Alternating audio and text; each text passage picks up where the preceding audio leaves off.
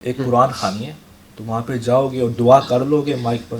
اچھا انہوں نے سمجھا کہ یہ تو ٹوٹل انگلش بچہ ہے. ہاں یہ کیا جائے گا, کوشش کرنا کہ دعا مانگ لینا مائک پر. میں نے کہا مانگ لوں گا. انہوں نے کہا پھر کب سوچ لو مجمع ہوگا. اچھا میں نے کہا ٹھیک. جب میں کل خانے پہ گیا تو وہاں تو قرآن خانے پہ کوئی 5-6 ہزار کا مجمع تھا. اچھا وہ جو اوپر اسٹیج سیٹ ہے نا, اس نے مجھے دیکھا, اس نے کہا یہ بہت بڑے عالم ہے, دستار پہنی ہوئی. اس نے اعلان کر دیا کہ یہ سائیں خطاب کریں گے. ٹھیک ہے. وہ میں تو میرے پسندے چھوٹ گئے, خطاب کریں گے. زندگی میں نے مائک نہیں پکڑا تھا آج تک. مولوی حضرات ہیں وہ کہہ رہے تھے کہ آپ کو جو ہے وہ قرآن پڑھنا نہیں آتا, آپ کو جو ہے وہ آپ نے مدرسے کا منہ نہیں دیکھا, تو پھر یہ کس طرح جو ہے گدی نشین ہونے کے ناطے جو ہے یہ آ کے بیٹھ جاتا ہے. ایسے کئی فتوے انہوں نے ڈاکٹر اسرار صاحب بھی لگائے.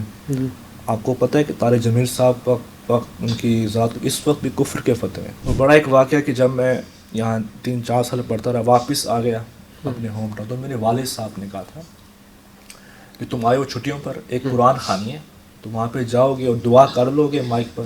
اچھا انہوں نے سمجھا کہ یہ تو ٹوٹل انگلش بچہ ہے. ہاں یہ کیا جائے گا, کوشش کرنا کہ دعا مانگ لینا مائک پر. میں نے کہا مانگ لوں گا. انہوں نے کہا پھر کب سوچ لو مجمع ہوگا.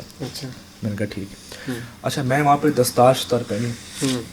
جب میں کل خانے پہ گیا تو وہاں تو قرآن خانے پہ کوئی 5-6 ہزار کا مجمع تھا. اچھا وہ جو اوپر اسٹیج سیٹ ہے نا, اس نے مجھے دیکھا, اس نے کہا یہ بہت بڑے عالم ہے, دستار پہنی ہوئی. اس نے اعلان کر دیا کہ یہ سائیں خطاب کریں گے. ٹھیک ہے. وہ میں تو میرے پسندے چھوٹ گئے, خطاب کریں گے. زندگی میں نے مائک نہیں پکڑا تھا آج تک, اور مجھے پتہ نہیں تھا. میں نے 19 منٹ خطاب کیا تھا, مجھے پتہ نہیں میں نے کیا بولا, کیونکہ عوام کا ایک پریشر تھا, پہلی بار آپ خطاب کر رہے ہوتے ہیں. تو جو ہی میں نے خطاب ختم کیا تو لوگوں کے چہروں پر ایک میں نے خوشی دیکھی, ایک تاثر دیکھا. اور جو میری وہ ویڈیو تھی وہ وائرل ہوئی, تو میرے والد صاحب بڑے پریشان تھے. انہوں نے کہا یہ کیا, یہ ہوا کیسے؟ میں تو دعا کا کہہ رہا تھا, یہ بیان کر کے خطاب کر گیا, وہ بھی اتنا اچھا. تو میں نے کو پھر بتایا کہ میں اس طرح جب لاہور میں تھا مدرسے جاتا تھا, تعلیم حاصل کرتا تھا, تو وہ بڑے خوش ہوئے. تو پھر اسی دن کے بعد پھر میں آہستہ آہستہ وہ خود بخود مومن کا جو دل ہوتا ہے وہ اللہ تعالیٰ کے ہاتھ میں جب پھیر دے. تو میں نے ایک وولٹیئر ہیں ویسٹ کے اسکالر, ان کا ایک پڑھا تھا کہ جو آپ کی زندگی ہوتی ہے نا وہ ایک کتاب کی طرح ہوتی ہے. بالکل. کچھ پتہ نہیں کہ اگلے صفحے پہ کہانی کس طرف مڑ جائے.